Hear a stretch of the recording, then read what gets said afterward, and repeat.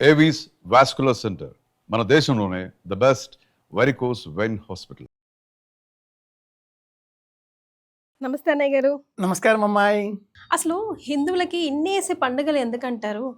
ఇతర ఏ మతం వాళ్ళకి చూసుకున్నా 1-2 పండుగలే. మనకి మాత్రం ఇన్ని పండుగలు, ఇంతమంది దేవీ దేవతలు, ఇన్ని రకాల ఆరాధనలు ఎందుకు అన్నయ్య గారు? ఇన్ని అన్నప్పుడు అన్ని బియ్యం గింజలే, అన్నీ కలిపితే సిద్ధమయ్యేది అన్నం. అలాగే 308 బెమికల దేహంలో ఉంటాయి. మనం పెరిగిన తర్వాత 206గా మారిపోతాయి. ఏమయ్యాయి? అతుక్కుపోయాయి, ఒకటిగా అవుతున్నాయి. మనకు వృద్ధాప్యం వచ్చే కొద్దీ ఈ బెమికలు కదలడం మానేసి ఒక్కటిగా స్టిఫ్గా అవుతూ ఉంటాయి. శరీరం ఇక బిగిసిపోతూ ఉంటుంది. ప్రాణం పోయిన తర్వాత అన్నీ కూడా అతుక్కుపోయి శరీరం మెల్ట్ కాదు. 8 అవర్స్ రిగర్ మార్టిన్ స్టేజ్ అంటారు. అప్పుడు శరీరం అంతా ఒక్కటే అవుతుంది. ఈ దేవుళ్ళు ఇంతెంతమంది, అన్నీ ఒకటే కదా, దైవం కదా. విష్ణు సహస్రనామం, శివ సహస్రనామం ఎగ్జాంపుల్ తీసుకుంటే రెండింటిలో కూడా 142 నామాలు సేమ్ రిపీట్ అవుతున్నాయి. ఎవరన్నా లెక్క పెట్టుకోవచ్చు. 142 నామాలు సేమ్ రిపీట్. భగవంతుడిని కీర్తించే సమయంలో అన్ని నామాలు అప్రమేయాయ నమః, అచింత్యాయ నమః, నిరామయాయ నమః, ఇవన్నీ అందరి దేవుళ్ళకి సంబంధించినవి. మనకు సంబంధించిన రుచులలో, అవసరాలలో, సందర్భాలలో ఒక్కటి అయిన దేవతా రూపాన్ని ఎవరికి వారు సాధకులుగా వారి వారి వర్గాలలో ఆలోచనలు, అలంకారాలు చేస్తూ వచ్చారు. అలా ఏకం సత్, సత్యం ఒకటే, బహుధా వదంతి. ఇతర మతాల వాళ్ళకి ఇన్ని లేవే మరి, కాబట్టి వాళ్ళు పొట్టుకు తెస్తున్నారు.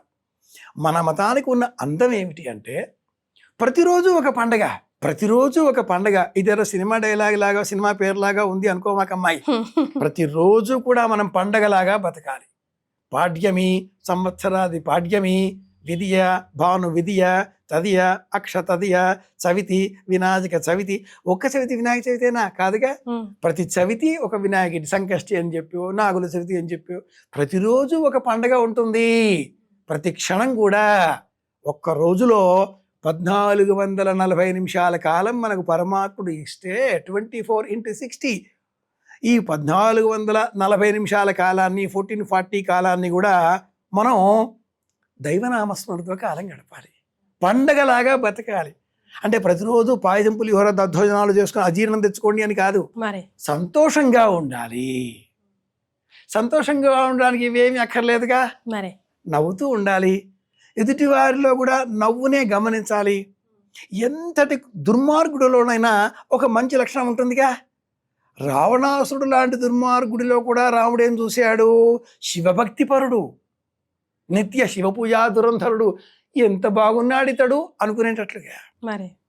యమధర్మరాజును కూడా చూసిన సమయంలో ఇంత అందగాడేమిటి అని మన పురాణాలు వర్ణిస్తాయి. యమధర్మరాజు చాలా అందగాడు, మెరిసిపోతూ తెల్లగా ఉంటాడు. సినిమాల్లో అలా చూపించేస్తారేమో కానీ ఆయన అందగాడు. కనుక ప్రతిరోజు పండగలాగా ఆనందంగా ఉండాలి. అందుకే ఇన్ని పండగలు. గమనిస్తే వినాయక చవితి 9 రోజులు వేదిక, వినాయకుడిని పెట్టేశాం. అదే వేదిక అమ్మవారు మళ్ళీ పూజించాం. అదే వేదిక మళ్ళీ శివరాత్రి శివుడిని పెట్టాం. మన ఇంట్లో పూజ కోసం ఏర్పాటు చేసుకున్న ఆ వేదిక అదే ఉంటుంది. ఉగాది, అన్నీ మారుతూ ఉంటాయి.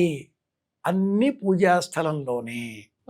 మనకు మానవ బుద్ధి కాబట్టి దసరా అందరి మహిళల్లో కూడా అమ్మవారిలాగా దేవతా రూపాన్ని చూడాలి.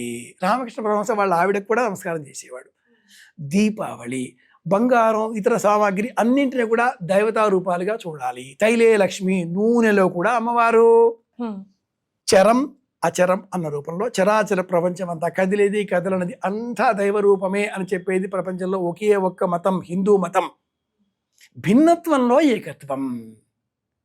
నైనా 5 అమ్మాయిలు ఉన్నారు వరుసగా, 4 అబ్బాయిలు ఉన్నారు, ఒకే రకంగా ఉంటారా? నాబోటి వాళ్ళు ఈ కుర్చీలో 25 మంది కూర్చొని ఉంటారు. అందరూ ఒకే రకంగా మాట్లాడతారా? కానీ అందరూ బోధించేది ధర్మం గురించే కదా. ఒక్కటే గోల్డ్, బంగారం. ఇక్కడ పెడితే కమ్మ, ఇక్కడ వేస్తే గాజు, ఇక్కడ పెడితే ఉంగరం, ఇక్కడ వేస్తే హారం. స్థలాన్ని బట్టి ఆ పేర్లు మారుతున్నాయి, కానీ మెటల్ గోల్డ్. హిందూ ధర్మం గోల్డ్, దైవం గోల్డ్.